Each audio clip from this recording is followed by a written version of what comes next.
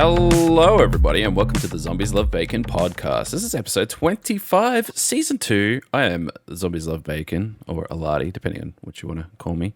I am joined today by my co-host, Shelby. Hello, it's me. I'm back. I apologize if in any way this podcast seems to be a little bit out of whack. We completely screwed up our scheduling of the weekend, deliberately so, as there was an Ubisoft event held in the city at fucking 4 a.m. So yeah, it's the pain of being an Australian, and all the game companies are really American, and they put their presentations on at a certain time. So yeah, we had if you want a 3-day weekend, all you have to do is go to bed early on Saturday, wake up in the middle of the night, go do stuff, then go back to bed, and it's like a day that just becomes like a bad dream. Day. It was good. But yeah, so a couple things. Let's chat about how things are going and stuff like that, because I don't know, I'm kind of a hot mess at the moment. So basically, let me tell you a little story about how stupid I am. All right. How stupid we are. Well, I'm extra stupid. You're a facilitator of the stupidity. Yes. So, and I think I mentioned it on the podcast last week that like we've got busy weekends coming up, blah blah blah, lots of things booked in, etc., etc. Turns out I was wrong. I had being sent this. We meant to go to a wedding, and I'd been sent the save the date card and the invite, and I'd put it on my calendar, put it on my work calendar, put leave in for work. Totally wrong weekend. Didn't even read the card. I just made up a fucking date in my brain that's going to be the date, and I agreed with it. Shelby agreed with it, and I took time off and I booked it in, and I was basically getting ready to fucking get on a train and go to this place for this wedding, and it's next weekend. So we double booked next weekend, but didn't book anything for this weekend. Yeah, we'll sort that out. So then the weekend opened up because we had nothing going on. So then I'm like, shit, I could have been going to this Ubisoft event that I saw them, like they announced it, and like I have a thing with TeamOCE, with the team members, that anything like opportunities and stuff like that, I post it to the team and I say, yo guys, look at this fucking great opportunity, sign up. Not that many people read anything that I say, but hey, it's there and I'm doing my part. They just have to, do their part. Anyway, I didn't obviously book into it because in my brain, on my calendar, I was at a wedding this weekend, but I wasn't. So, because I'm an idiot, but we went over that already. So I messaged Twitter to Ubisoft, man, I'm a huge fan. Like, I love their fucking games. And we went through that whole process of where I played through every single Assassin's Creed game. I tried to finish them all in a month. An impossible task, mind you, especially when you got a full-time job. Mainly because of Valhalla's like 150 hours to finish and maybe more with DLCs. Anyway, huge fan. They do follow me on Twitter, which means that like we could DM each other and stuff like that. The reason they follow me is because they won a competition for Honor, which is still a great game. I just wish it got a bit more love. So I messaged them and I'm like, people must message these people hundreds of times a day, and how are they ever going to see my message? I'm not going to get in. So I messaged a friend of mine who has some connection with Fortress and everything, and I said, hey, are you going to this event? They're like, no. I'm not really keen for a fucking 4 a.m. event. I'm like, that's fair. I'm trying to get into this Ubisoft event. And before I could even say, hey, who do I need to speak to or anything like that, they just go, good luck. No chance. I'm like, oh, okay, cool, sweet. Anyway, and then we ended up talking about like other industry stuff and stuff like that. And it all just sounded very hard. And I just said to him, I said, look, I messaged Ubisoft. As far as I know, we're on good terms. I'm a next to nobody, but we follow each other, so that's a 1+, right? To my surprise, 2 days later, I get a reply from Ubisoft on Twitter, and they're just like, "Yo, thanks for reaching out." And I explained my situation. I said I really would have signed up, and I really would have been there if I wasn't an idiot. And they're like, "Look, it's great to hear that you can make it now. We have had some people back out, so there is some slots if you're interested." And I said, "Mate, you're a fucking legend, all right?" How sometimes you get an email and you're like, yeah, okay, I'll reply to that later. I was not leaving this guy any time to like put his phone down or whatever. It was the second he sent me a message, I sent him one back. I'm like, yes, this is all the info you need. You know, I sped the process up, made it really easy for him. And so then we got to go. Again, held at Fortress, similar to like the Xbox event, really. But what I did, like, I just assumed it was like going to be the same kind of scenario. I guess heap of people turn up, blah blah blah. Yes and no. It was a much smaller scale, a much more intimate setting, and a much more selected audience. Yeah, you got in and dragged me with you. Well, it just makes it I'm like, holy shit! You know, I expected to get in because they have 1,000 tickets. I don't think they had 100 tickets. Nope, no, far from it. So, hot damn. So if by any chance Ubisoft ever listens to this podcast, thank you. It was, we love you. Yeah, it was great. And look, and what it comes down to, because when I started thinking about it, because this was essentially their E3 presser, right? But E3 didn't happen this year. Yeah. So let's talk about some games, because when I started thinking about it, there's actually a lot that Ubisoft is working on and have worked on that I'm fucking keen for. More than someone like EA. Like EA at the moment, I really couldn't give two shits about. They have fuck all that interests me at the moment, apart from like Mass Effect and maybe some Star Wars if they've got some stuff. I can't think of anything else unless they do Titanfall. Then they could maybe bring me back. Anyway, getting sidetracked.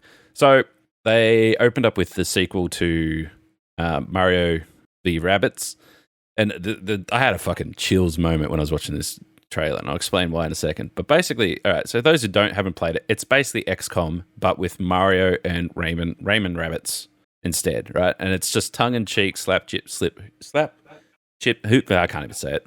What does it say? What am I trying to say? I have no idea. It sounds like you have a stroke to me. Okay, well, I'm having a stroke, everybody. Thank you for your help. Anyway, it's like Minions, but better in every way.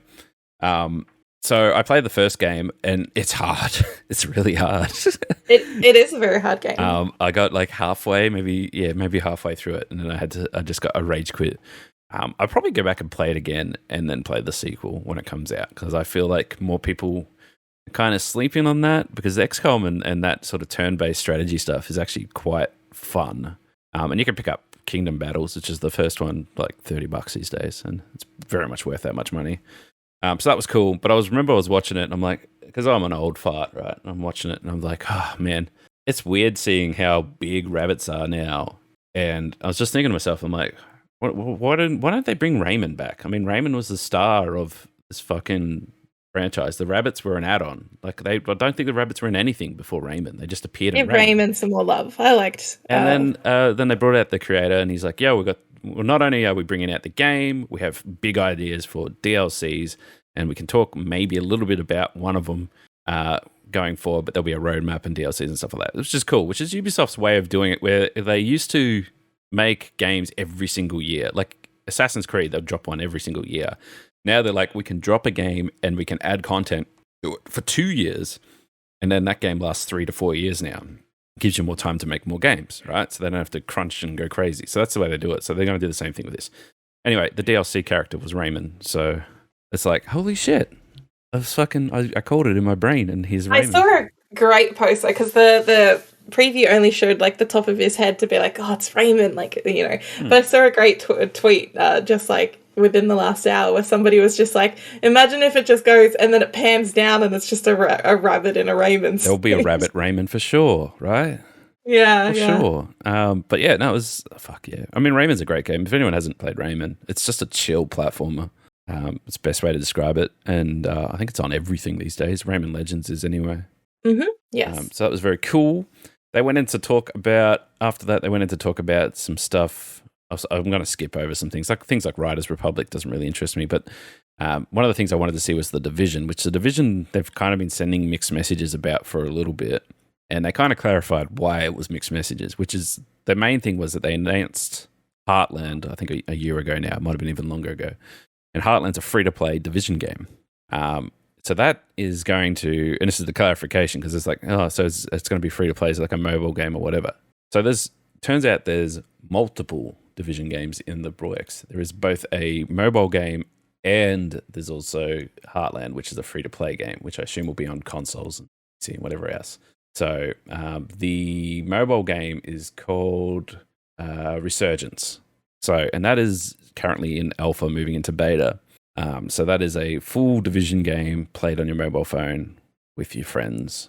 And then there's the Division Heartland, which is a free-to-play game set in a smaller scale, which it sort of looks like it's more of a, I guess like a city building kind of version of it. Like it looks like you upgrade your base and your teams and like all that sort of stuff. And then like more enemies appear and you sort of fight them off.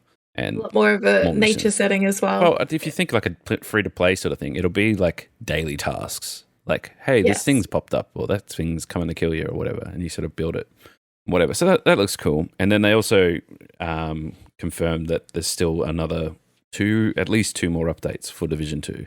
So like Destiny 2, the game that never dies, Division 2, it just keeps going, which is, it's fine. But also the problem with Division 2 is it's like, make your character level 60, then add your skill level to level 60, and then your weld skill level can now get a level 5, and then you could build your armor skill level to level 10. And it's like, it's like bolt on after bolt on after bolt on. I'm so confused what I'm meant to be doing. And like we played the base game not that long ago, again on PlayStation, and like playing through the base game is fun. And I got to the end, I'm like, okay, well that's the end.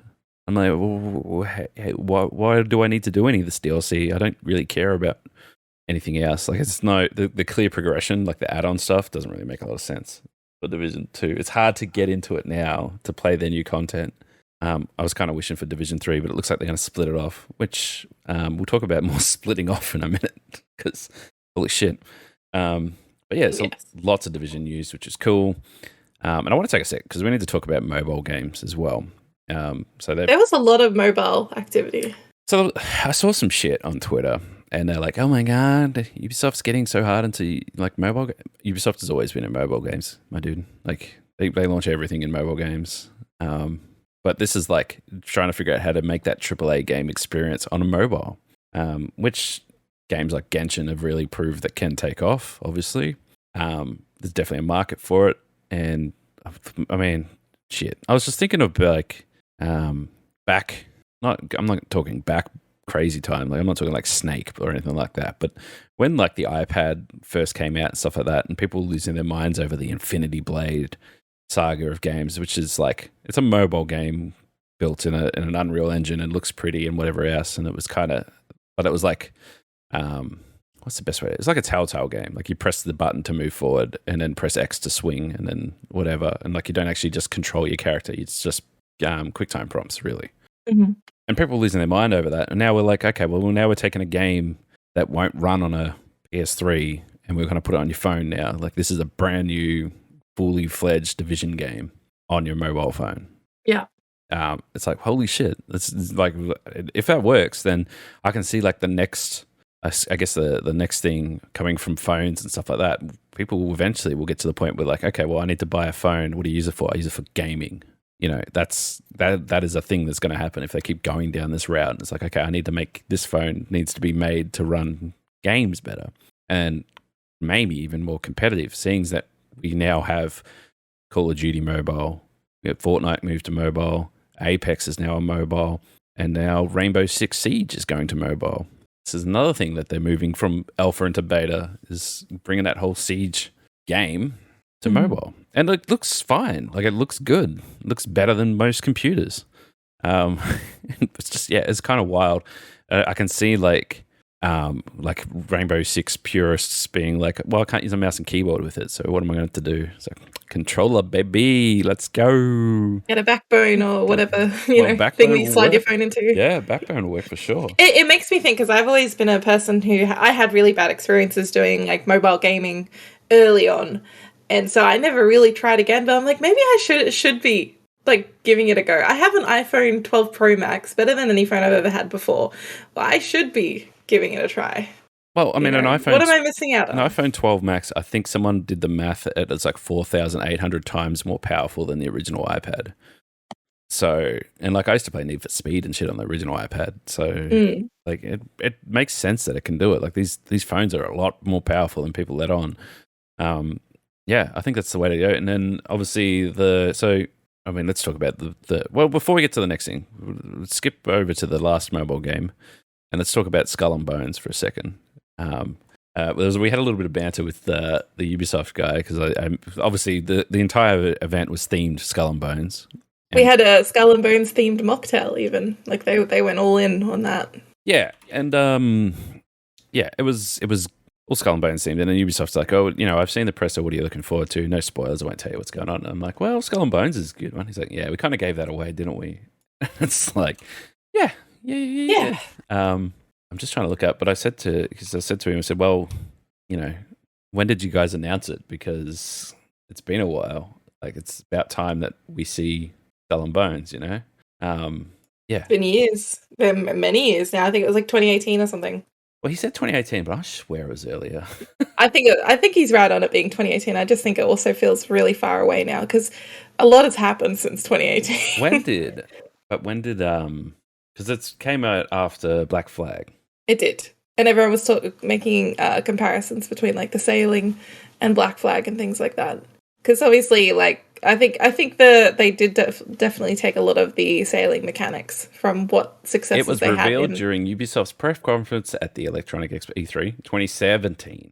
It was confirmed it was coming to Microsoft Windows, PlayStation 4, and Xbox One, with enhancements for PS4 Pro coming alongside the game. It was getting done by Ubisoft Singapore, who was still working on it, mind you. And then there was also...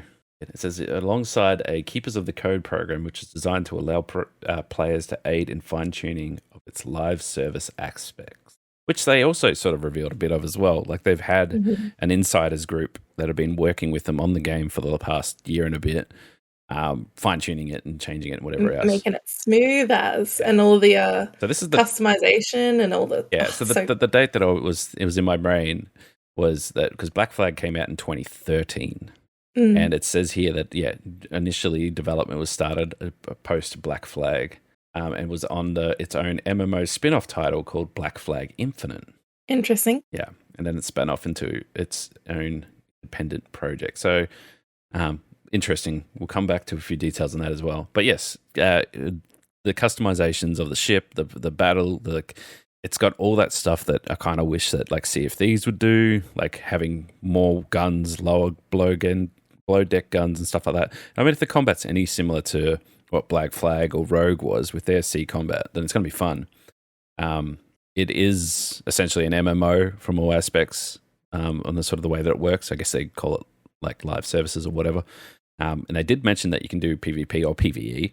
You can turn off being PvP flagged essentially and just do quests and stuff like that. I think it's good. I think I'm definitely going to get into it. And I believe they said cross-play on all platforms. I believe they did, yeah. So, cool. I'll get it on PlayStation, you'll get it on PC, we'll go out to the sea, shoot each other. It's great. You want to shoot me? Yes. Oh. I've never been very good at pirate games. Well, and too bad, so sad. But yeah, and then obviously the big thing of the night was Assassin's Creed. You thought I was going to say Just Dance, didn't you? I mean, damn. Oh, you would love some Just Dance. I can see you doing that. No, never. But yeah, so Assassin's Creed, they kind of went ham. It's been 15 years since Assassin's Creed came out. So let's talk about Mirage first. And I kind of felt bad when he was like, "Yo, what games are you looking forward to?" Because all these games leaked, right? If you learn how to read, you know they'll come. And so I was just like, "Yo, man, I hope there's some Assassin's Creed in there." There's definitely some Assassin's Creed in there. So let's talk about Mirage first of all. Mirage is interesting for a couple of reasons, and this is where I'm talking about this split off thing that they mentioned because they are doing it hard right now. So Mirage was meant to be DLC or Valhalla. The character is in Valhalla, and this game is set 20 years before Valhalla. When he's a baby assassin. Baby assassin. So it was meant to be a DLC. It was being worked on by the OG studio. I believe they changed studios and then split it off to be a singular game. It was an action-adventure story-driven game. No longer open-world RPG. Great. Fantastic. Music to my ears. All right? It's going to be a shorter game, and it's definitely... like, that's it. It's going to be the game and that's it. It's not going to have super microtransactions and all these events and stuff like that you're getting out of Valhalla. It's not that kind of game anymore. It's Assassin's Creed, like the OG. And that's reflected in the fact that its recommended retail price is lower as well. It's cheaper. It's about $20 cheaper than a normal game.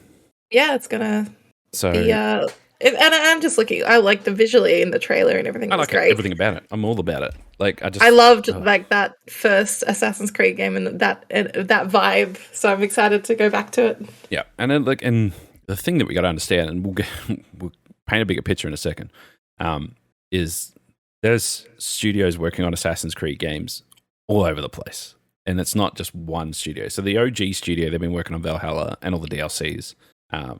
So while they've been doing that, this other studio is working on Mirage, which is going to be a story-driven action-adventure game. So you just play through the chapters, you play through the story, and you finish the game. Like old Assassin's Creed. Not open-world RPG like what Origins and Odyssey and Valhalla have been.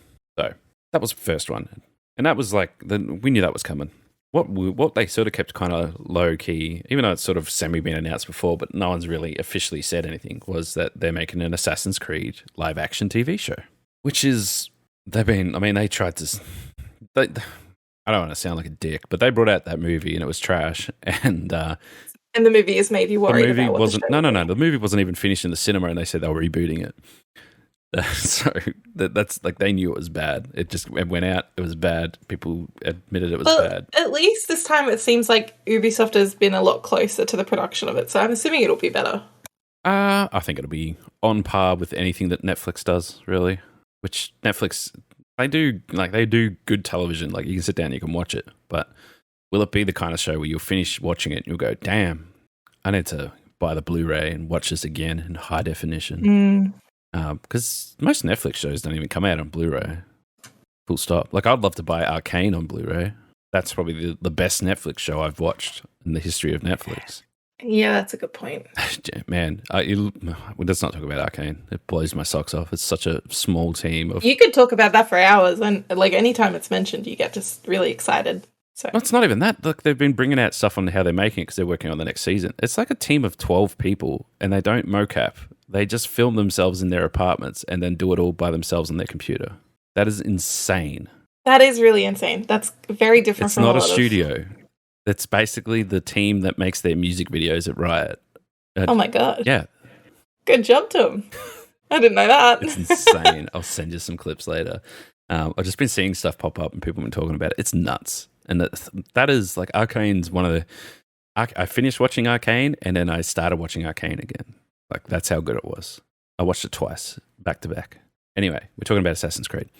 So, Mirage was the one thing. Live action was the next thing. They're also, Ubisoft is partnering with Netflix, so you can play games in their Netflix app on your phone. So you pay a subscription. You get you get a show you can put on the screen and ignore while you're on your phone playing games. Perfect. There's also a Assassin's Creed documentary for the 15th anniversary called Beyond the Creed. It's on YouTube. It's not too long. It's like 11 minutes, so probably worth a watch. Yeah, there's a lot. There's a lot of stuff on the 15th. So next up was Codename Jade, which is not what it's going to be called, but they just codename it because they haven't named it yet. But they announced the game because they wanted to announce what they're working on. Because like I said, these are all different studios that are working on these, right? So Codename Jade is an open world RPG, so like Valhalla, but built for your phone. So another full-scale AAA experience for your phone. That's 3. They've got Rainbow Six Siege, they've got Division, and they've got Assassin's Creed, all coming to your phone. They're all in the alpha, moving into beta, so good chance they'll all drop next year, and they'll have a fucking great year of fucking money of microtransactions. The trailer looks amazing. Like, it looks like it's running on my computer, because my computer's not the best, but, you know. And, yeah, it's based in China, which... Like, they've been hinting and talking about China forever. I think there was one of the Game Boy games, was it China? It might have been a PSP game, maybe? I think it was one of the PSP games. Yeah, so they've always been like, yeah, man, you kind of wasted China here by using this side-scroller kind of weird Assassin's Creed knockoff to do it. But, yeah, in the end of the day, here it comes. And look, I'm going to play it. Fuck is, I'm gonna get into and if it's good, I'm going to figure out how to stream my mobile game in like best possible quality so everyone else can watch it. I think it's going to be... It's a good thing you just got a new iPhone, so... Yeah, I know, right? Fuck. Good timing. Yeah, so just to reiterate where we're up to. So we have Mirage, which is your traditional action-adventure story-driven game, and then you're going to have the Netflix show, and now you have Codename Jade, which is a China-based RPG open world probably free to play, let's be honest, microtransaction mobile game. Then they come out and they announce Codename Red. Now, Red is what everyone's been, getting a little bit toey for, and that is a Japanese based. Everyone's been wanting like a Japanese one for ages. And they said the word shinobi, which, man, that got me hard. It's like, oh my god. It's like, oh my god. And this is an open world RPG based against. This is the Valhalla. So this is like the next Valhalla, if you like. So this will be an open world game. I think, so you go around and, be doing the quests, RPG stuff. Huge game. Based in Japan. And like I said, they said shinobi. They didn't show much. They showed like a frame of a ninja jumping on a roof, and that was it. So this is Codename Red, is that one. Also in development, also from a different studio. Then they came out and they're like, yo, so blah, blah, blah, how's the original studio going? Like the studio that invented Assassin's Creed. And I said, well, they're working on something else, and it's different. Like they said that the genre is different. So it's not going to be an action adventure then, and it's not going to be an open world RPG. And this one is codename Hexa. Yeah, it's lots of theories coming out about it because they didn't tell us much. It was a logo that was like made out of sticks and branches. Well, they did challenge everyone to figure it out. Well, it looked like a witchcraft effigy, and we know what I'm like with witchcraft. Literally looked at you podcast. Immediately after I saw it and said, "You did, witch." Yeah." So some people are saying it might be set in Salem. I don't think so because I think that setting is too small. Salem was a very small town. Not too obvious as well. But I think there's definitely going to be like a strong witchcraft component, probably brewing your own like apothecary stuff, and dealing with people who are trying to all right. burn people for being witches. Before we get too far into it, I think that's what you think. All right, I have a suggestion. All right, I have a thought process of it, which I've let it marinate. It's been like 6 hours since it was shown on the internet, but that's fine. It's marinated. I think you kind of hit the nail on the head. And it could be Salem, but it could be like what happened in Salem, but on a bigger scale sort of thing, right?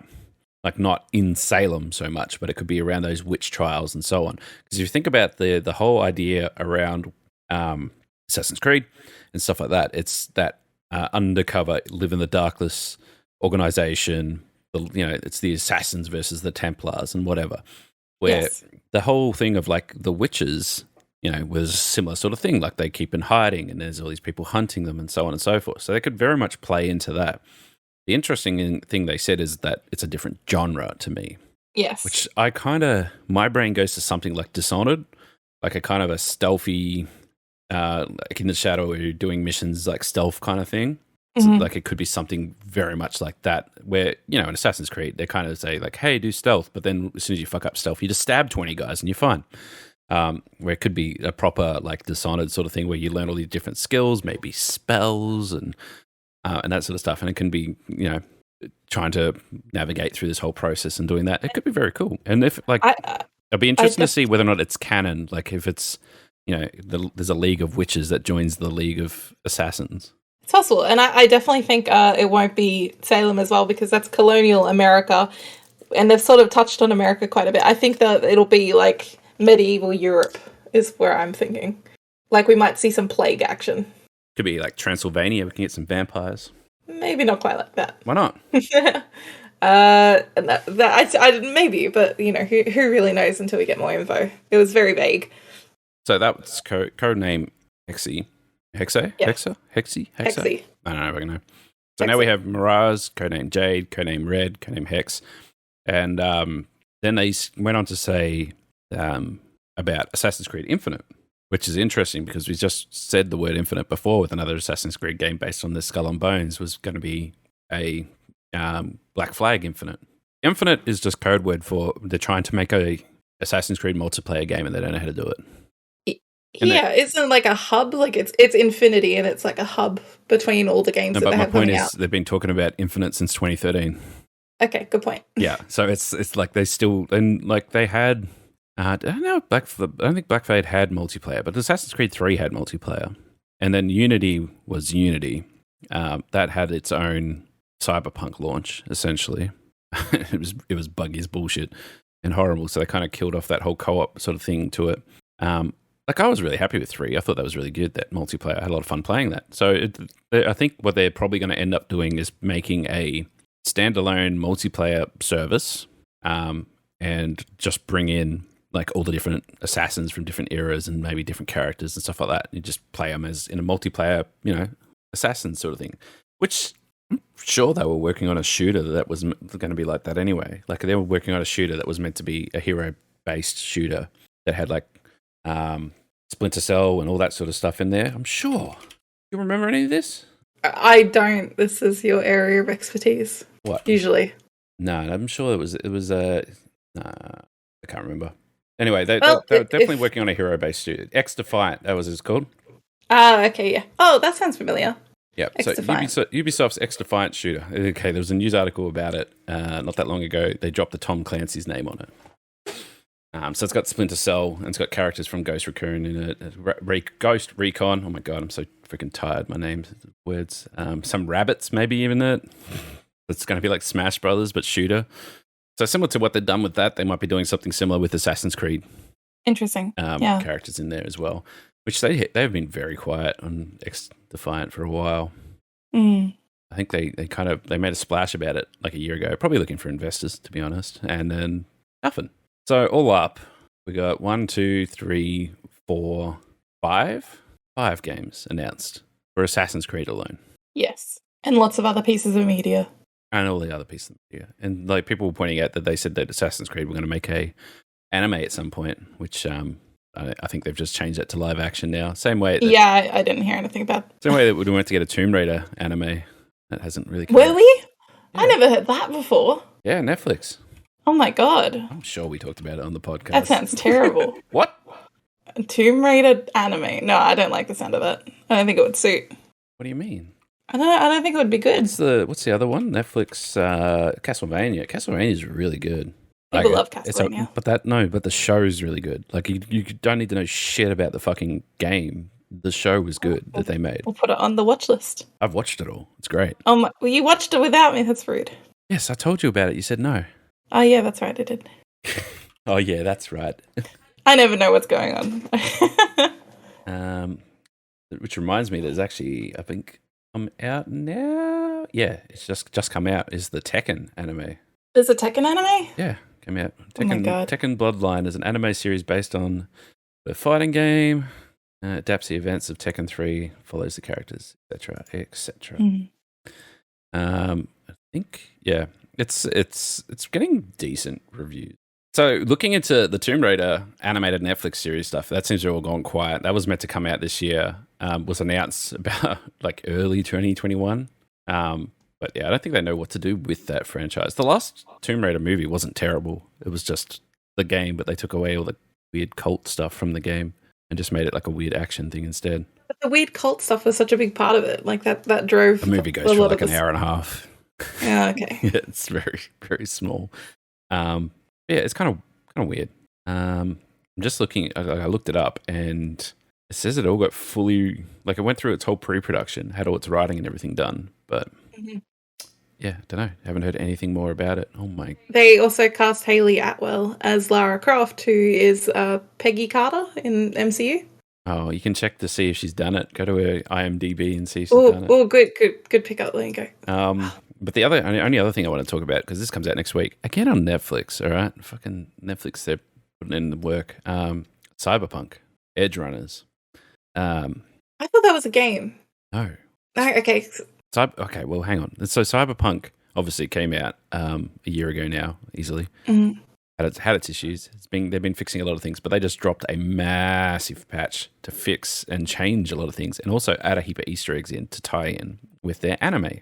Okay. Their anime is very much not for kids, and it is also made by Studio Trigger, who we know from they did Darling in the Franxx, for example. Oh, they do some really cool stuff. They did one of the Star Wars. Star Wars. Mm-hmm. Yeah, they did Kill la Kill, and they also worked on. Oh, Jesus, the best of my brains. Promare was the movie that we watched. Yeah. Promare was beautiful. It's insane. Just a ride. Promare's a ride. If you want to watch an anime movie, just go sit back and go, what the fuck? The studio has a very distinct style. So they're doing Edge Runners.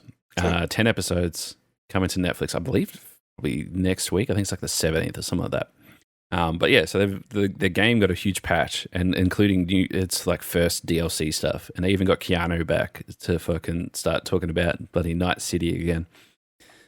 All for this stuff. So yeah, that's going to be interesting, and there's more of this kind of tie-in games into anime stuff that seems to be going on. And I guess Netflix is really the name that keeps coming up. I don't see anyone going, "Yo, we just partnered with Stan."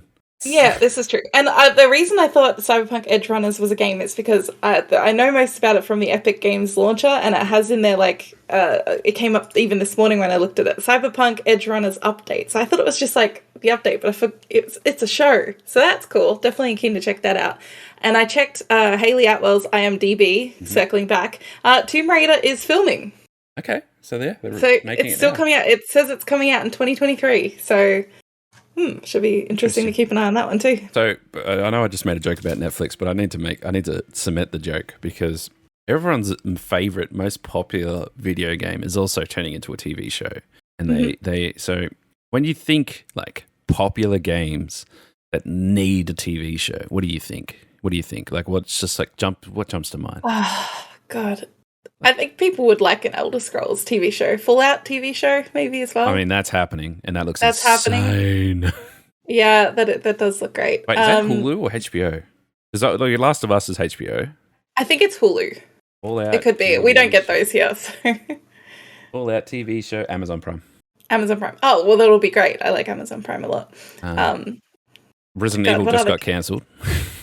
Yeah, well, suitably so. I saw some clips that did not like it. I did not like it at all. No, I tried to watch it. I did not like it. Questionable stuff. And I like the movies that everyone agrees are terrible, like the Resident Evil movies. I love them. Mm-hmm. And so how do they make something even so terrible that I don't like it? Anyway, so the answer you're looking for is Twisted Metal. That's right. I grew up playing Twisted Metal. That was like one of the games I played when I was like Twisted 7. Metal in production for Peacock. Mm-hmm. I've never heard of Peacock. I know it's an American streaming service, but it's got to be a small one.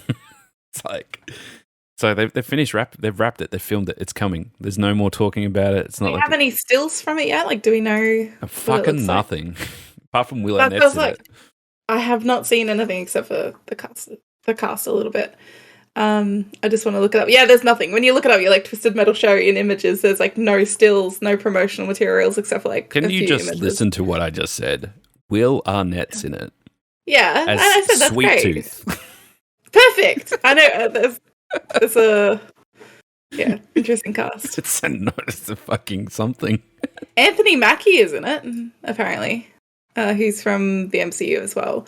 It says also the whole series is called it's called a comedy series. They're calling it, so that I guess that explains a Will Arnett, isn't it? But I'm interested to see how that goes through as a comedy. It'll probably head to Paramount Plus, or like the same place that Halo ended up with. With Halo, got really mixed feelings and reviews. Yeah. I'm keen for The Last of Us, and that one looks good. Like The Witcher that's up on Netflix again. The Witcher, like, that got mixed reviews as well towards the end. I think everyone's really betting hard on old mate. Who plays... Oh, yeah. What's his fucking name from The Witcher? Superman. It's not Superman. He's Marvel Man. The guy who reloads his arms. He's Marvel Man now. Oh, he is a Marvel Man now. Have you heard the Marvel Man rumors? Oh, what role is he playing? I heard the rumors. I can't remember the role. What do you mean? No. Like, I saw stuff about it, but I'm mental blanking on what role that they're saying that he might have. Isn't it a villain? They're going to make him a villain? So Henry Cavill, first of all. That's his name. Fuck. Fucking nerd. And we've been watching the Mission Impossible movies based off the fact that he reloads his hands. And what do you think? Mission Impossible? Of the whole series, or just like him in Mission Both. Impossible? I enjoyed Mission Impossible more than I thought I would, and Henry Cavill made that movie very easy to watch. He fucking nailed his role. He nailed it. He's a very attractive man. And look, spoilers for a movie that's come out for ages ago, but he plays like a double agent. Like he's you know, he turns on a dime in one scene where he just all of a sudden becomes basically psychotic, and it's like, what the fuck? And Henry Cavill with a mustache does it for me. Fucking mustache, man. So anyway, a couple of things. Henry Cavill is also one of the favorites to play the next Bond.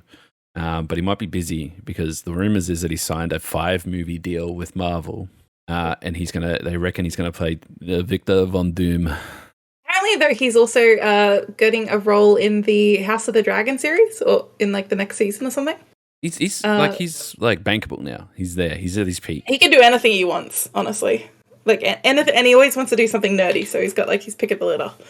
So, what's fueling, because these rumors came out a few weeks ago, and they're like, there's stuff happening. They're definitely talking to him. There's something in the works, and then like D23 is happening at the moment. Like, here they come. They're going to bring him out on stage. You're going to go, look, here's your Doctor Doom. They didn't do that, but also they didn't not do that. They didn't announce any of the casting for Fantastic Four. Yeah, they just announced the director, I'm pretty sure, the showrunner. Yep. And then when you search Henry Cavill in Google, one of the first results that comes up at the moment is Henry Cavill Marvel. So everyone's waiting. Yeah, well, there's other characters that he can play. There's been some characters that have been confirmed, which is it Hyperion, I think? It's just they're just basically muscle-bound baddies from that sort of C-grade tier of Marvel heroes they're trying to pull through at the moment. Yeah. Captain Britain was another one, which kind of cliche. Yeah. No. I'm in favor of Doctor Doom. Not gonna lie, I think he can play a villain really well. I think if you've seen him in that, like in Mission Impossible, he plays that kind of likable character who is an asshole at the same time really well. So really well, yeah, definitely. Yeah, so I'm kind of keen to see that. But yeah, it's interesting because everyone's like, here it comes, and then fucking Marvel's like, we ain't announcing shit. I'm like, oh. So it could what still if he's happen. like a part of the Fantastic Four and is actually a hero? It's possible. Wait, what role would he play? Johnny Torch, or whatever his name is, Johnny Flame. I mean, he could. Like, the Thing, just put him in a suit and then he won't even look like. Oh my god! No, that would be a waste. No, people go to look at him, you know. But yeah, there's been a lot of been a busy weekend for announcements and stuff like that. There's heaps of Marvel stuff that's come out, and look, I'm like, there's nothing to get excited about coming out of Marvel for the next phase, whatever. A lot of people are like, yo, they showed the same clip from Comic-Con, but they added 2 minutes worth of footage to the end of it. I think the Star Wars announcements were better, or at least the Star Wars previews. Yeah, I mean, keen for Ahsoka, keen for Mandalorian. Mandalorian looks nutty. People looks are good, raving around Ahsoka though. Like they're saying that they've fucking struck some kind of magical gold here. That's their magnum opus. Like that's their peak. You know. That's what they said. They said this is as good as it gets. And yeah, I kind of like you believe that. Mm-hmm. But let's talk about some shit. Can we talk about some shit? We can talk about some shit. Mufasa. Do we really need more Lion King? The Lion King, a live-action prequel. I say the same thing. Do we really need more Lion King? Because like they had the live-action movie. Watched the live-action one and said that was really good. I need more of that. I don't think anyone did. I didn't really hear anybody sing its praises, get super excited about it. It just doesn't seem important at this day and age. Like the Lion King came out how many years ago now, and it's just it beating a dead horse. Like it's a good movie, good movie, whatever. It doesn't need constant expansion. Especially it came out in 1994. The movie is as old as I am. I'm 27. The movie's 27. The movie is perfect. The live action. The movie's great. Movie was fixed by YouTubers. Yes. The musical, which the musical is iconic, is good. That's still on Broadway. That's whatever. There was a TV series that was good. Twice. Some of the 2D animation like sequels were great, but it's gone now. Time of the Lion King is past. We don't need to keep pushing out new content. You disagree? I disagree. You want to see live action prequel? I didn't say that. What? I said the live action shit's garbage. What they just need to do is every 5 years is just re-release the animated film and put it in cinemas. I'll go see it. Would you? Yep. I didn't know you were that fond of it. They brought it out again. They did it on its 20-year anniversary. And I went and saw it again. Wild. What do you mean that fond of it? Fuck you. It's a masterpiece. It's my Citizen Kane. Oh my god. Anyway, they're making a live action thing because they hate us. I would love to see, and I low-key know where it's going, but I'd love to see, because like I said, YouTube has fixed The Lion King because the facial expressions and the animation of the live action Lion King movie, it's hot fucking garbage. And some YouTubers fixed it and gave them like almost like cartoonish kind of features, but just like helped them animate it so they could be expressions, so they're not sad lions looking at each other with weird voiceovers. All right. Mhm. If they do sad lions looking at each other, the prequel, I am not going to see it. As much as I like anything, I'm not going to see it. Yeah. Which is exactly what they'll do. So we're not seeing it. Good to know in advance. But look, what else was there? So they announced some games. Midnight Suns, which has been announced for a couple years now, is coming out later this year. Just need to get that game out. It's a turn-based combat, I think, similar to kind of XCOM, but we haven't seen a lot of gameplay, so kind of hard to know.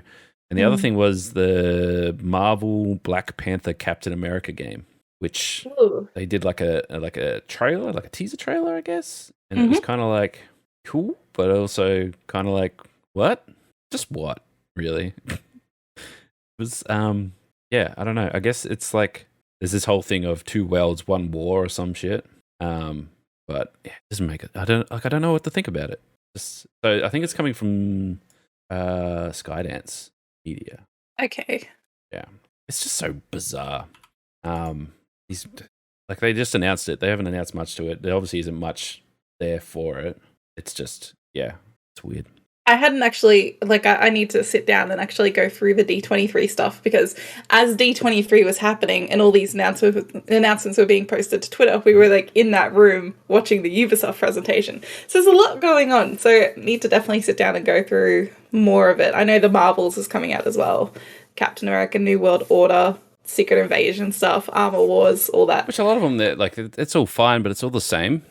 I don't seem like there's much more to it. And some of the characters, I think the one thing that was interesting was that they've got the leader, which is a villain, who's going to be the villain for the new Captain America thing.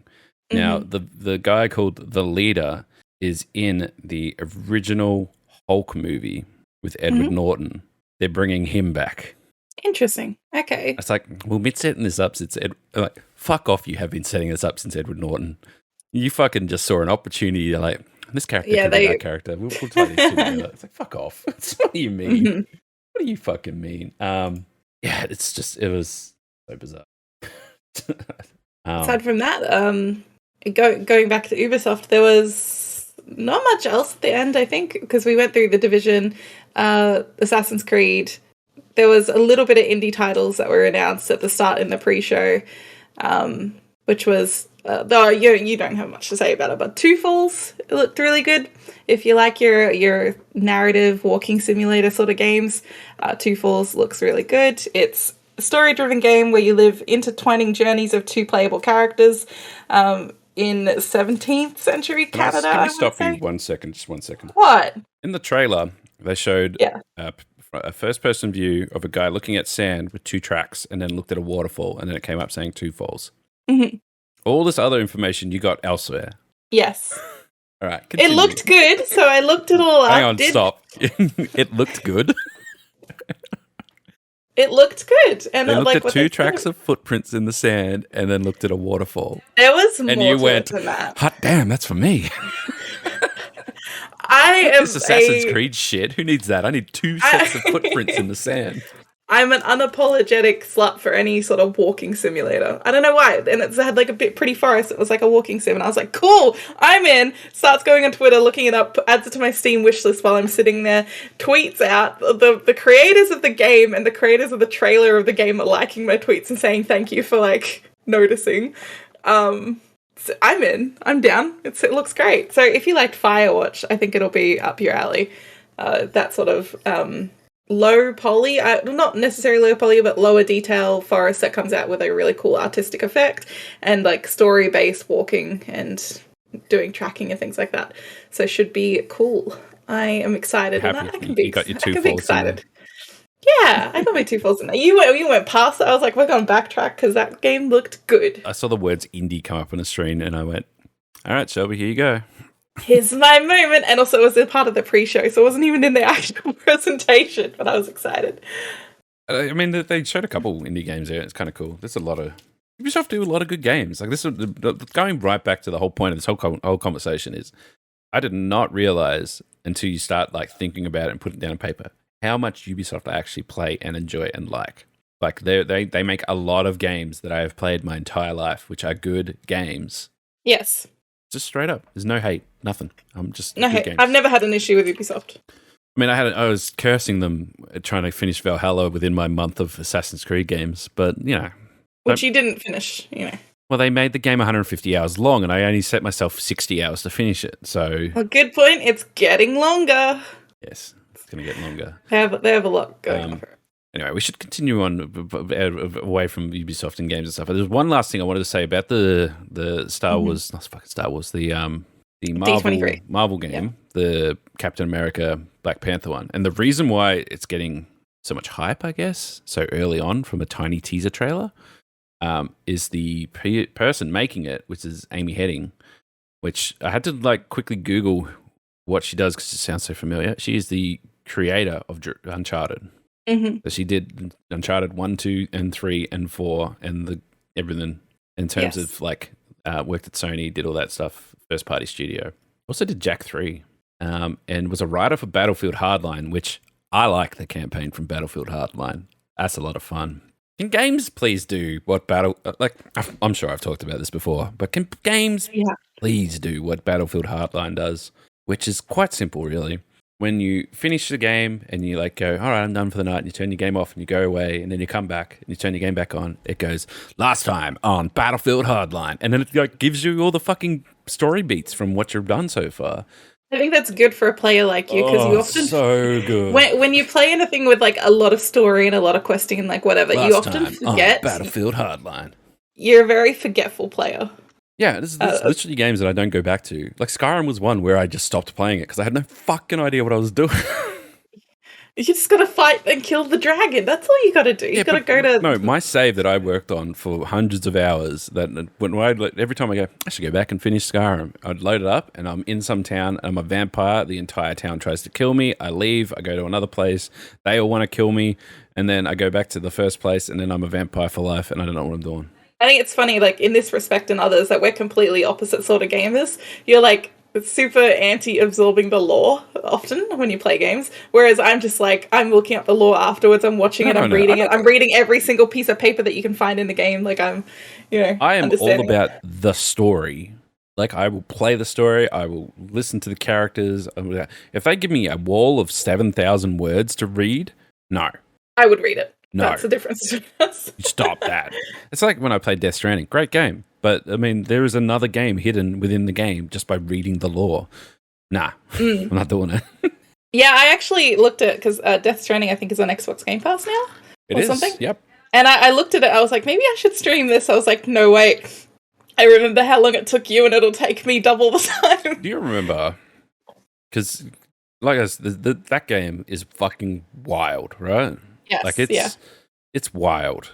Like we're talking crazy. Like time traveling and shit like that. Like people had problems understanding Bioshock Infinite. Man, Bioshock Infinite's for child's play compared to fucking this shit. You know, you can explain the entire lore of Final Fantasy and still have trouble coping with what is Death Stranding.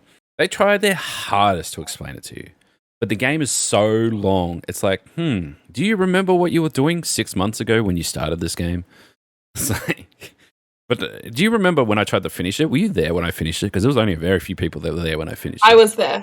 I was. And I remember we were getting up to the end, and I knew it was coming to the end. Like, they're like, oh man, here comes the climax, right? And it was like midnight. I'm like, all right, we're going to finish this game, guys. We're going to finish this. And I finished it, credits rolled. And then the post-credit scene started and went for 3 hours. Mm-hmm. And I sat there till 3 a.m. watching the post-credits scene of a game. And there was people that were sitting in my stream and watching me play 150 hours with this game, and they couldn't stay up to 3 a.m. I didn't know I was going to be staying up to 3 a.m., but that's how long it took them in the post-credit scene to go, hey, just so you know, this is what happened. We're just going to explain it to you real quick. And then they started explaining it. And then 3 hours later, they're like, and that's the game. And I went, that's fucking amazing. Good night, everyone. Go to bed. That's it. Will you ever play that game again, do you think, or touch it again? Okay. Yeah. It's just a fucking wild ride, and it's so cinematic and so amazing. Yeah. They are working on a sequel in some aspects, but it's Kojima. Who knows what the fucking Kojima does what Kojima does and what he wants to do now. He's a free man. So when they announce that, we'll probably go back and play it again, I think. But like I said, it took me 150 hours. I know that Namroff did 280 hours or something like that, and he read all the lore. There was an extra 100 hours of lore. So, hot damn. A lot. Yeah, they announced that Uncharted is coming to PC by accident. So yeah, I might play it. No, you won't. On PC. What do you mean? We talked about this. This is my whole discussion of, will you play a AAA game? Like, we have consoles here. I have games here. You just have to say, I feel like playing Spider-Man. I don't know why you think I won't play a AAA game. I don't think you will, because I haven't seen you. Is it... I have played AAA games in the past. You keep telling me Bioshock Infinite and Skyrim both came out 10 plus years ago. That doesn't mean I haven't played them lately. That's my entire point. Okay, maybe I am just a hoe for all the indie games, though. That's, like, my jam. And most of the time it's because with the AAA games, I often just watch people play them. And I feel satisfied with that. Yeah, but... Except when you skip over all the lore pieces of paper laying around. I don't know. I feel like, you'd benefit from playing a full game, AAA game experience. Like God of War. Would you play God of War? It never really interested me before. This is what I'm talking about. I feel like Come on, suggest more games. Let's see if I would play them. Go on. Pretty much just anything that's gone from, jumped from PlayStation to PC has been worth someone's time. Like, Spider-Man is a fucking amazing game, which I've played through to completion and platinumed 3 times. Amazing game. I would play Spider-Man. I'd play Spider-Man. Everyone should play Spider-Man. I'd play it. Everyone. I'll do it. Do it today. I'll play Spider-Man. No, do it today. Play it on stream. I think for me, it's a lot of play it on stream to completion.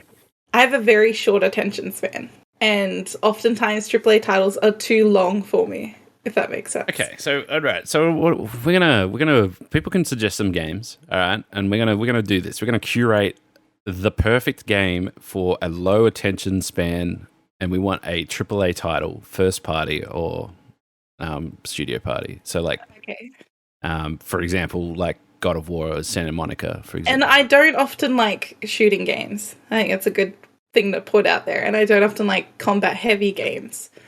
Okay.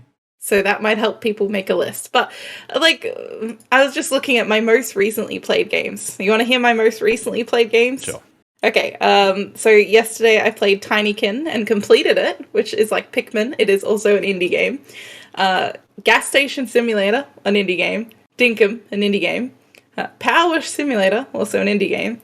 YouTuber's Life, well, there you go, indie game. You can stop saying indie games. Just say the names of the games. They're all indie games. Yeah, Two Point Campus, which is a fucking great game. Wobble Dogs. Wait, does Fall Guys count as AAA? That's a free-to-play, non-story-driven game. Never mind. Okay, Fall Guys, and then Phasmophobia. And I can just go on. You know what? I'm just looking ahead. It's all indie. This is my point. You haven't played a AAA game for 10 years. Yeah, for a while. All right, so let me list off some games, and I've just looked up best games, right? And there's a list. Is this whether I would play them or whether I have? No. I'm just going to talk about games that I know that if someone goes, "Hey, yo, should I play this?" Because they're obviously thinking about playing it. I know that you are going to have a great time playing this game. It is a good game. Like you might go at the end of it like, I don't really like shooting, so it's not really a game for me. But you can respect that it's a fucking great game. Okay. Okay, go on. And these are either like a 9 out of 10 or 10 out of 10 games. All right, straight up God of War. All right, 10 out of 10 easily. Uncharted 4, 10 out of 10. Horizon Zero Dawn, 10 out of 10. I would play that. I would. Spider-Man, 10 out of 10. Red Dead Redemption 2, 10 out of 10 easly. We get it. They're all 10 out of 10. Well, Resident Evil 2. It's like an 8. Oh, okay, well, never mind. The Last of Us Part 2, 10 out of 10. Easily 10 out of 10. Fucking hell. Like Final Fantasy VII Remake. Oh, what a game. What a game. I want to say 10, though. Like a 9. We'll give it a 9. Okay. Ghost of Tsushima is getting both a sequel and a movie. It is made by Sucker Punch, who is one of my favorite fucking studios. And it's a solid 9. The problem I had with that game is it's so fucking chill and beautiful and aesthetic. It's so hard to stream because I sit there in silence just going, wow, this is so pretty. What's that one again? It was recently came out and it was set in Japan and there was like yokai everywhere. What was that called? Ghostwire? I would play Ghostwire. I don't know if that's necessarily a AAA game, because I believe that was a small studio that made that. That was published by Bethesda. Still looks good. I'd play and also, that has a problematic ending. Like, the ending is kind of whatever. Death Stranding, obviously, 10 out of 10, straight up. I'm trying to look at some other big games here. But, like, these are all games that, like, if someone said to me, hey, yo, I got $1,000, I want to buy myself a PS5, and what games? Like, half of these games you get for free when you get a PS5 anyway, because, hot damn. Like, I've got The Last of Us Part 1 again, right? And I can say that I've played through it. I played through it on PS3 and it failed. Like, I rage quit halfway through. I got on PS4. I rage quit about 55% of the way through this time. Then I was at work. I remember this vividly. I was at work and Jelly was streaming it, and she was up to the same bit where I rage quit, and she finished it. And I thought to myself, if Jelly can do it, I can do it too. So then we went through and we played through The Last of Us, and hot damn, that just fucking smack you in the feels. And then we played through The Last of Us 2, which smacks you in the feels even more. Both fucking fantastic games. I never played those, but I always wanted to. Like, I never got the chance to play the first one. I just want to point out to people, like, a large reason as to why I never played a lot of these games is because I never had modern consoles until, like, 2019. I mean, to me, to a degree. Like, I didn't get a PS3 until it was given to me. I didn't get an Xbox until it was given to me. I forgot to talk about I want an Xbox. I was gonna lead into. You want to tell everyone what you did at the Ubisoft thing? You want to tell everyone? Share the news. Go on. Yeah, I sat there and they gave me an Xbox. Okay, there was a raffle going on at the door, and I got ticket number 21. You got ticket number 22. That's debatable, right?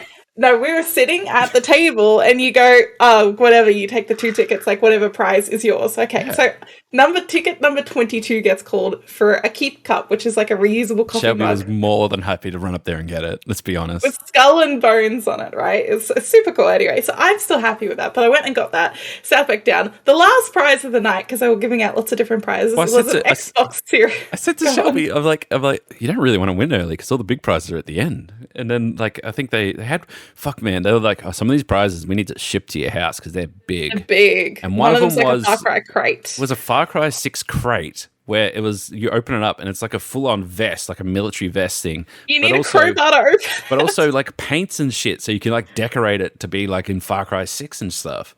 Yeah. And it comes in a huge crate. There was that. They had a Rainbow Six, like a pack, which was full of all sorts of goodies as well. Yep.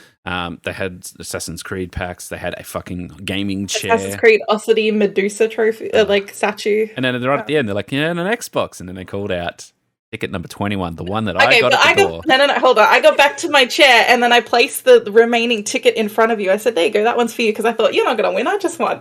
Anyway, but then I was sitting there and I had it in my thought, maybe it's like the witch shit in my brain going, he's going to win something. And then at the very end, you got called and you won a fucking Xbox and a copy of Far Cry 6. So that was the one console, by the way, that we didn't have, really. True. We've got everything else. Now you have an Xbox. I used to have an Xbox Series. No, I used to have an Xbox S, or whatever. The Xbox One S. Now we have a Series S, which is like the one that I'm like, if I ever need to get an Xbox, I'll get a Series S. I don't need a Series X. And now I have one. And now I don't know what to do with it, to be honest. Like, on my desk, I'll use it for streaming.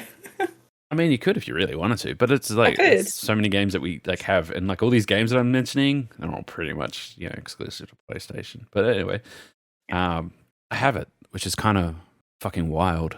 And and I just want to draw everyone's attention to the start of the podcast where I mentioned that I was meant to be at a wedding, but I'm stupid, and I didn't have a ticket to the show, but they hooked me up to go to the show. So do Wayne and won a fucking Xbox. Good job. Not to mention, like, it was just a good night in general. Or good morning, I guess. They fed us like breakfast finger foods. We had Fortress, bubble tea. They know how to put on a spread. And look, we're going to Fortress again. Jelly's coming to town, so we're going to go to Fortress. And shout out to them, like, they're great. Just visit them. They're so good. And we're going there for the PAX after party as well, which is Scala. Yeah. I'm seeing now that people like starting to organize their PAX, and they're like, yo man, I can't wait to go to PAX. I really want to go to the gala. It's like, tickets are gone, my friend.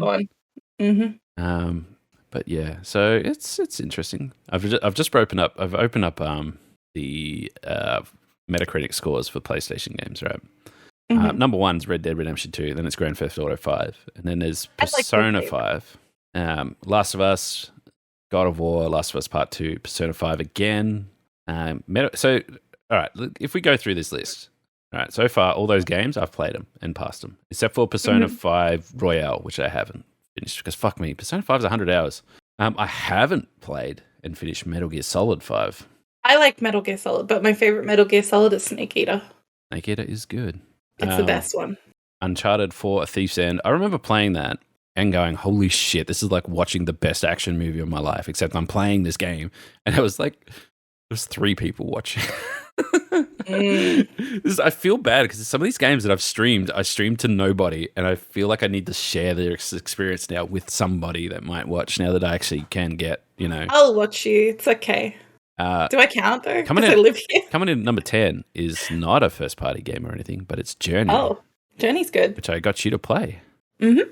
Bloodborne is next, which I was surprised how much I like that game. Undertale, which I haven't played, but it is something I would like to play. It has a cult following. Yeah. It's very popular. Witcher 3, speaking of cult followings, I haven't played it.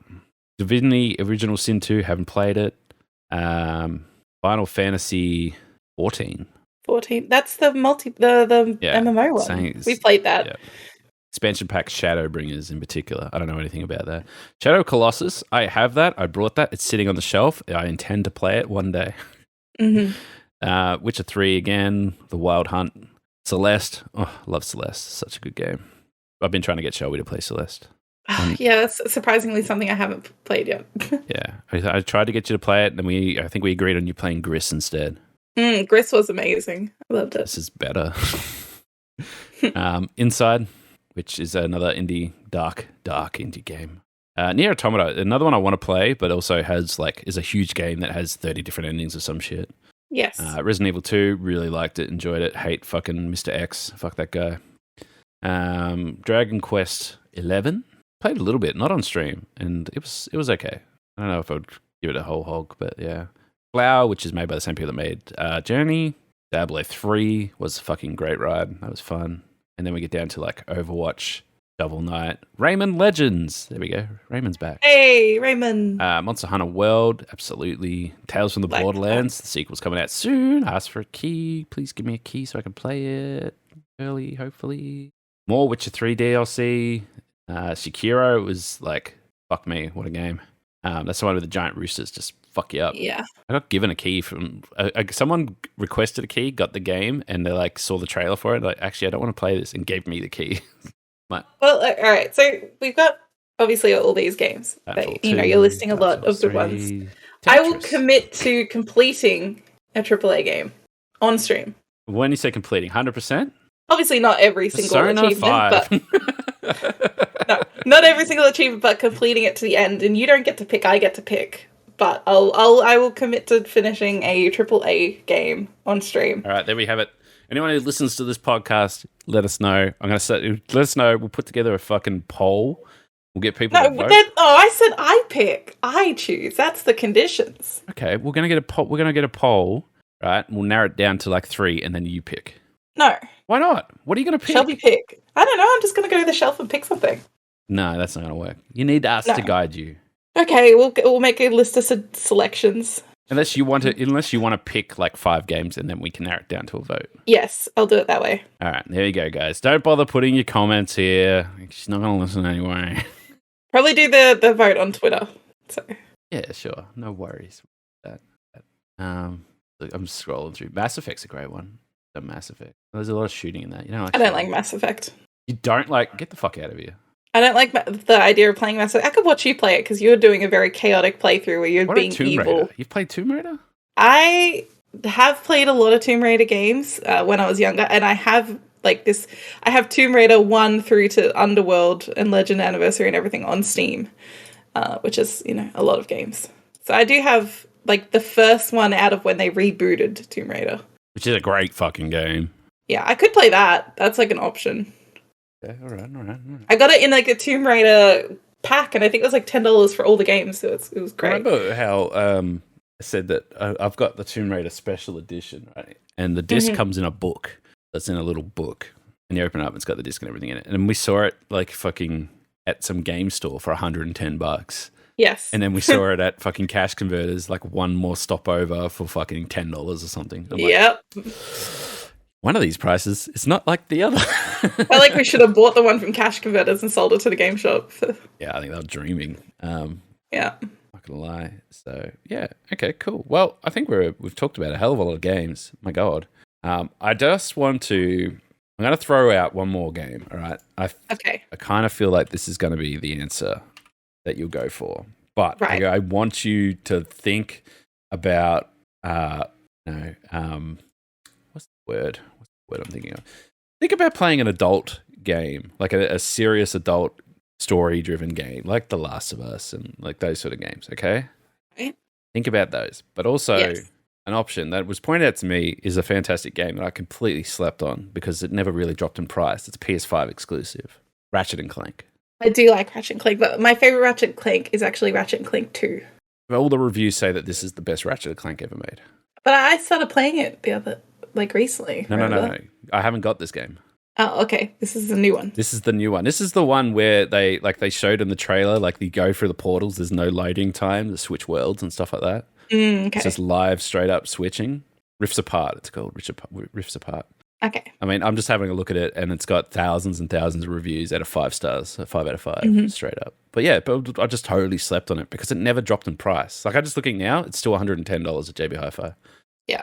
It never dropped in price, so I never played it. But maybe, if you really don't want to play any of the other games, maybe we can let you play something like that, Well, we'll have a think about it. But yeah, it is what it is. There's a lot of games coming out, guys. And it's good, and we're a month away from PAX, literally right now. So now's the time where they can start showing games because maybe we get our hands on at PAX. And also, if you're listening to this, not set in stone, but pretty much set in stone. But I'll be streaming from PAX, so we need some ideas of what we can do. Is it like I think it's gonna be like a 2-hour stream or something like that from PAX? Yeah. So you'll hear more about that as we get closer to it. Pretty much, PAX is gonna be gnarly, but yeah. So next weekend, I think I've got a wedding to go to. Hopefully, we've got to think about that, and then I think Sunday we're going to Crunchyroll Expo, which has sold the fuck out. It was like teetering on the it's almost sold out. And then they announced HoloLive, and it sold the fuck out immediately. Oh, yeah. And apparently there's been some scams and stuff going around now because it's so fucking popular. All of a sudden, it's the hottest ticket in town. I can imagine this panel for HoloLive, though. It's not going to be, like, the entire convention's going to be there for that panel. And when that panel happens, the entire convention's going to be empty. So, I low-key want to go and check it out myself. I'm good. That's where everyone's gonna be. Then I'm gonna be wandering the expo hall at that time, just to take advantage of less crowds. One less game thing that we should mention, by the way, for Crunchyroll, because Crunchyroll is all anime, obviously stuff, but also games. Capcom's there, and they're going to be showing off some Street Fighter 6. Okay. First place to show it off. I mean, they just had DreamHack, and they had Street Fighter fucking tournaments, and they didn't show shit. Come to Crunchyroll, baby. That's where we're going to have it. And then it'll be at PAX as well, let's be honest. Nice. That's why it's there. They've got it all ready for PAX and 3 weeks later. Anyway, thanks for listening, everybody. It's been a very games-heavy podcast, and we have got a live podcast coming up as well. I'm not sure when that's going to be, but if you follow us on Twitter at ZLBPodcast, or myself at ZombiesLvBacon, or Shelby at ShellBunny_, underscore at the end, on Twitter, you'll probably hear about it and stuff. And make sure you give us a like and a comment, and let us know about stuff that you've thought about or want to add to the mix of things, because there's a lot of shit going on. And maybe I'll turn into a Ubisoft Assassin's Creed channel, and we'll just do Assassin's Creed 24/7. I'm not gonna lie, I did see the trailer of all the games, like they're going through all the old games and stuff like that, and I was just like, oh man, that was so fun to play. I could probably play through them all again. Like, no, stop, no, you've been there before. Don't do that. Stop that. Stop that, brain. I should finish Valhalla though. Anyway, thanks for listening, everybody. And Shelby, do you want to plug yourself because you're streaming again? I'm streaming again. You can find me at ShellBunny on Twitch, or ShellBunny_ on Twitter. or I guess shellbunny.com if you want to find me everywhere else. I have TikTok as well, Shellbunny94, and Shellbunny on YouTube, because I was posting my shorts over on YouTube as well. Hell yeah. I'm making content, baby. Hell yeah. And you find me everywhere at ZombiesLvBacon, and you find us everywhere at ZLBPodcast on all major platforms. Please tell your friends. We're lonely. We need more people. Come listen. And we'll be back next week with, I don't fucking know. Something. Information on what game I'll be playing. Realistically, if everything goes the way that it's been absolutely just messed up, we'll be leaving the house like Friday morning, and we'll be getting back Sunday night and probably recording the podcast Sunday night. We're going to be exhausted. We apologize in advance. It's going to be insane. So, see you in a week for insanity. Have a good one, everybody. Goodbye. Mwah.